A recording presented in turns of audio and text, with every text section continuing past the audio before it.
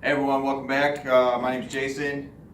Thank you very much for your support, your questions, and today I want to talk about a very important topic that a lot of us don't think about as addicts, as people in addicts' lives, but it's the lifestyle of an addict. A lot of people as an addict just think that the lifestyle, that the drug is just going to kill us, but that's not true.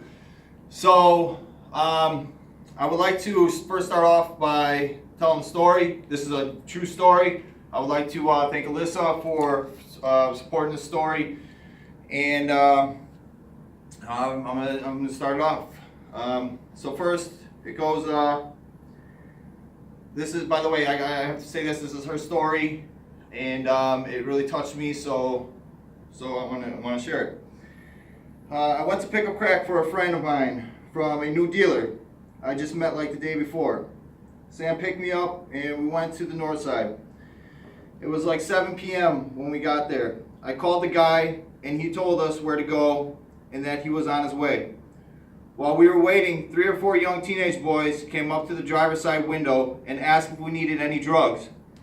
We said no, and they walked away. Not even like 2 minutes later, one of the boys came back to the driver's side window with a gun.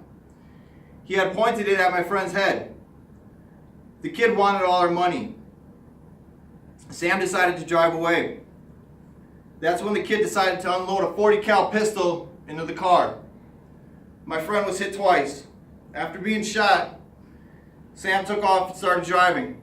The next thing I knew, he was unconscious with his foot stuck on the gas pedal. I tried shutting the car off, throwing it in park, and finally tried getting my leg over his to press the brake. But before I could do that, we smashed into the back of a minivan at a stop sign going 65 miles an hour. The jaws of life came to come extract me from the car. I broke my femur in 3 spots. I now have a rod, a screw in my leg. My friend's dead. He was only 20 years old. That's sad. That's very sad. And I'm sorry for your loss. We don't think about these things as an addict. All we want is our drugs, our fix. And so I have some situations that I want to talk about in the lifestyle of an addict and how messed up it is and how selfish we are. So first off, I want to talk about relationships and how much stress we put on ourselves, what kind of circumstances come out of them. Obviously, divorce is a big one. There can be domestic violence, and that carries on. You got court cases then and all that. Then, if both of them are using in a relationship, what about if the female gets pregnant? Then you have a baby on hand that could be addicted to drugs at birth. So you have numerous situations and circumstances that can result from that. Then if both of them are using, they're codependent on each other, then they're both trying to score drugs for each other. And then, man, there's so much. But I'm just gonna hit a little bit on each. So you go out, you go get your fix. You, just like from the story I read, you go into a bad neighborhood. You get robbed. You can get killed while you're getting robbed, as you just heard. You can get busted from the cops.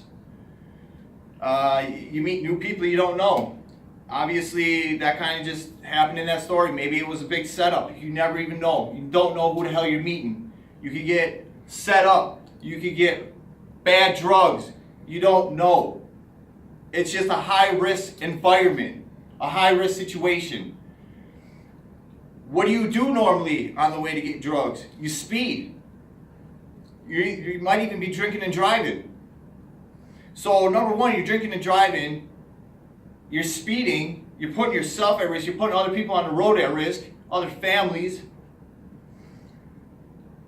Man, it's terrible. So that's that situation. But there's numerous other outcomes, negative outcomes that could come from that. Now what about if you're just chilling out, hanging out at an adult man's house? Nothing wrong with that, right? Just chilling out, getting high, right? Huh. Not right. So what about if you're just chilling or getting high, you get the door kicked in by the police? Well, all of a sudden you make some false move. What about if you get shot? You never know. You never know. The police can be agitated. You never know what the hell what's going on. What about if another junkie kicked the door in? Tried robbing the spot. Blasted off a couple shots. You caught one. Well, you don't think of this stuff. You think, oh man, that's never going to happen to me. Why? Why is that never going to happen to you? Why? Because your dealer has a couple guns? You think that's for your protection? No. That's to protect him against you.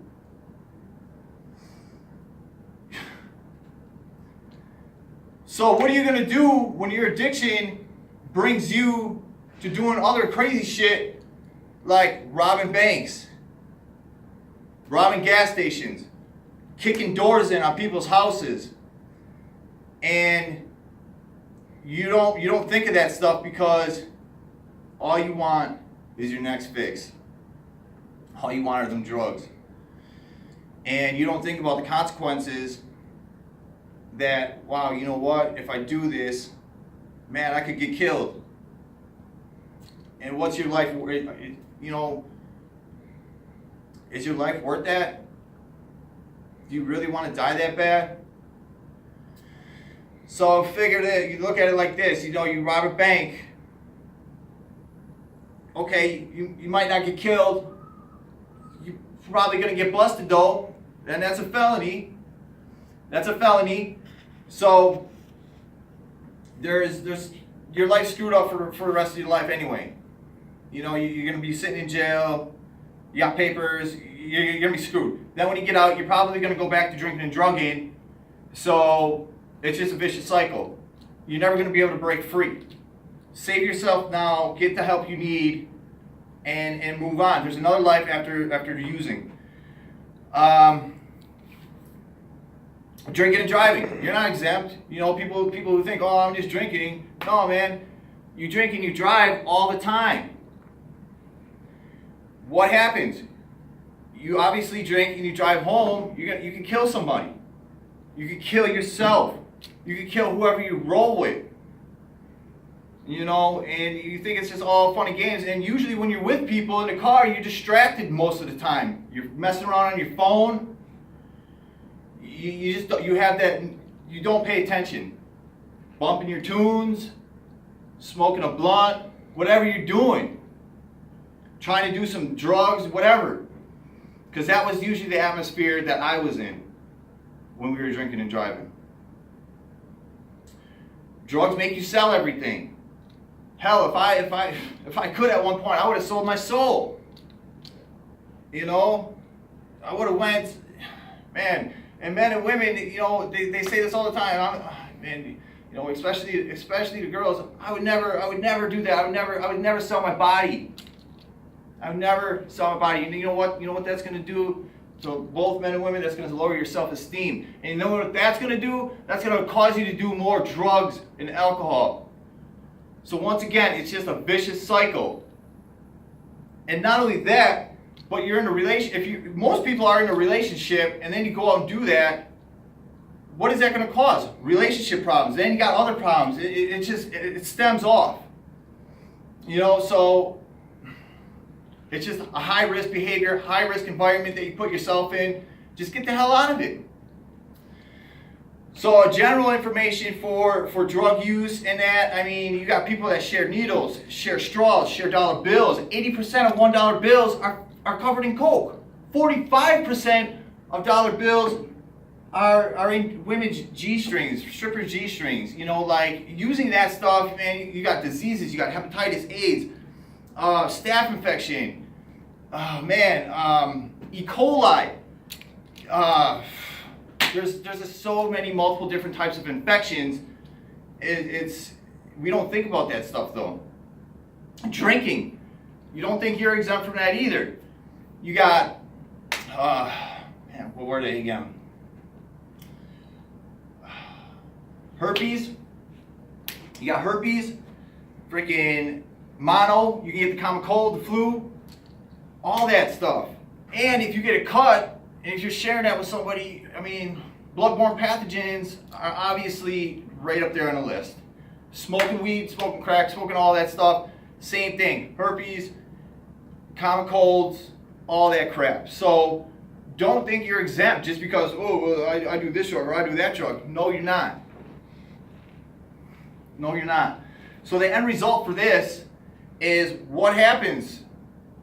You're not going to be able to be there for the loved ones and the people that depend on you. It's either jails, institution, or death. And I'll tell you what, I've already been pretty much in 2 of them. Third one's death for me. I ain't going back. I ain't going back to using. And if I do, I know what's waiting there. So there ain't no going back. But I hope you guys pulled something from this video. Once again, I want to say thank you, Alyssa, and I hope you guys can pull something out and apply it to yourself, apply it to somebody that you care about, and I hope you guys can help. Thank you.